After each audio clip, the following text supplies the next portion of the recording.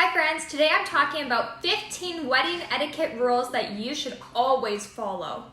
Even though some are wedding don'ts and are now do's, like where the family sits during the ceremony, there are some traditions that will never go out of style.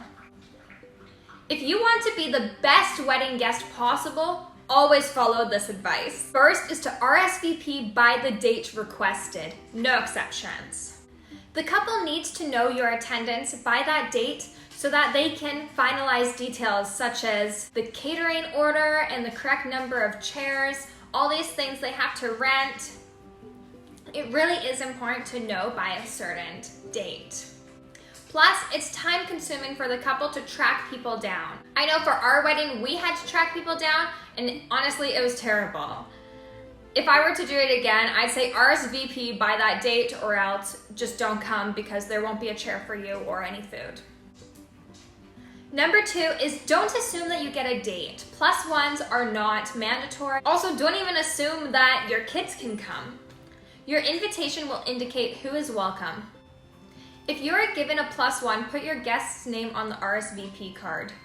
This way the couple can include his or her name on the guest list, maybe seating cards, and any other printed materials. The next tip is to stick to your RSVP response. If you said months ago that you're attending solo but recently started seeing a great guy, don't call the bride to change your count. That's not how it works. The amount of work you just created for your friend, between calling the caterers, event venue, rental companies, adjusting the seating charts, maybe reprinting materials, it's never ending, it's immense. There's so much work you just created and they think, oh, it's just one more person. It's a lot of work, don't do it. And also, never bail. You might think no one will notice your absence, but it's actually quite obvious. Whether it's your name card still sitting near the entrance or your salad being carried away by the staff, the bride and groom will find out if the meal they paid for went untouched. And to them, that just causes a waste of money. This should be obvious, but apparently it's not. Never wear white. This rule still reigns true, unless the couple specifically requests a white dress code. Other colors to avoid are black, red, and orange. Another tip would be to not show up early. Arriving earlier than 30 minutes prior to the doors opening or the ceremony could throw off the hosts if they're not prepared yet. It's better to wait in your car than go to the venue and risk stressing out the bride by seeing her before the ceremony or even the other family members that are possibly trying to set up. And especially do not show up late. There at least 10 minutes prior to the start time, you're better off not showing up. Walking in as the bride or groom is walking down the aisle is incredibly rude. It's incredibly disrespectful.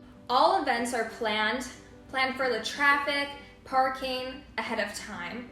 I know Cam and I one time showed up just slightly late to a friend's wedding. We were still there before the bride went down the aisle, but it was a little bit late. It wasn't really our fault. We planned to be there really early, but there was a crime scene that actually got our way. So the police didn't let us go through and all these different things. But anyways, the karma came back around because at my wedding, the tent guy showed up for my wedding when I was supposed to be walking down the aisle.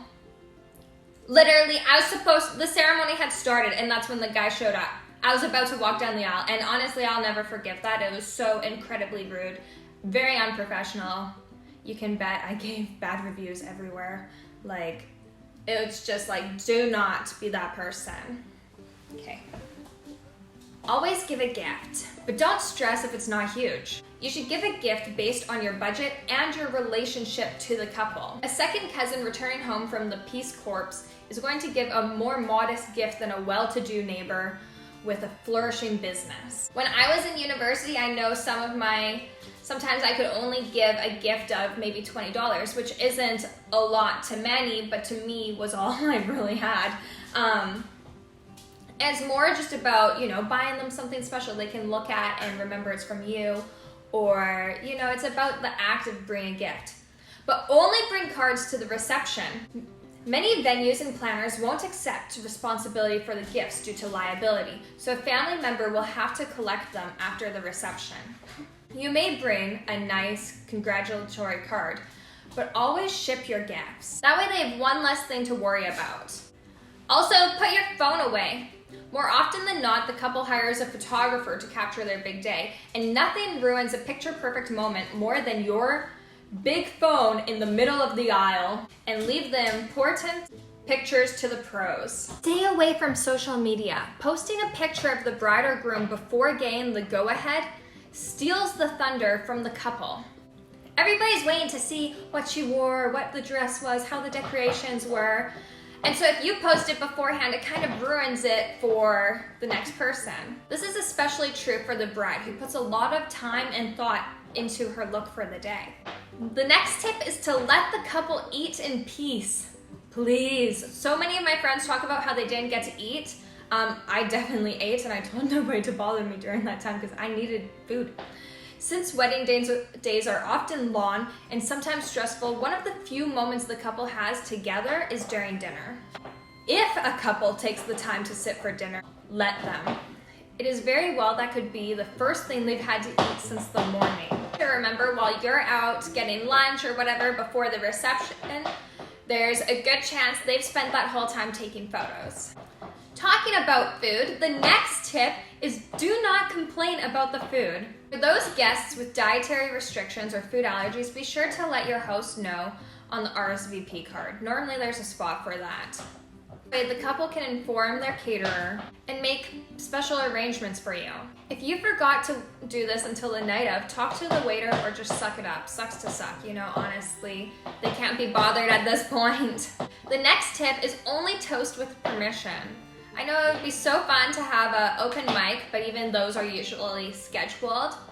Wedding planners and couples often create a day of schedule and hand-select speakers. So if an unannounced toast happens, it can throw the entire night off. I know our wedding had a very strict schedule because we had lots of different activities and lots of things we wanted to get done before the time ran out, honestly. And even some people get married in venues that have a closing time. For example, one person we know had a closing time of 11, which meant not only does everybody need to be out of there by 11, but it also needed to be cleaned up.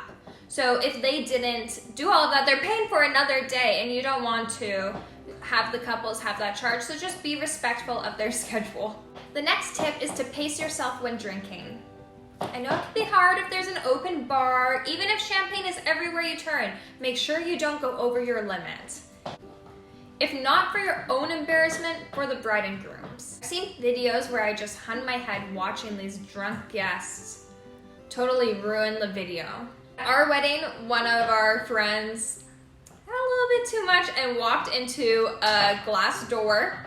And that is all people talk about now, is how this guy walked into a glass door. And that's not even bad. Like, sometimes it gets sloppy, like people puking in bushes. Like, just keep it together. I really hope those help you, and I hope you have so much fun at whatever wedding it is that you are attending, and just make it such a special day for the bride and groom because it's so exciting. I hope you have a wonderful day, and don't forget to like, comment, and subscribe. Bye-bye!